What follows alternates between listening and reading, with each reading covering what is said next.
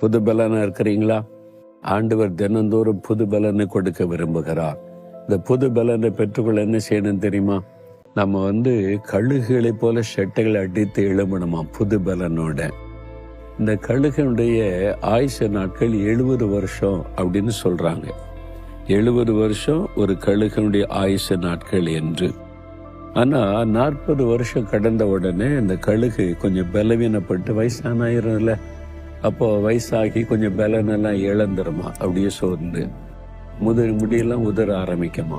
அப்ப என்ன பண்ணுமா இந்த கழுகு? உயரமான ஒரு இடத்துல தன்னை தனிமைப்படுத்தி கொள்ளும்.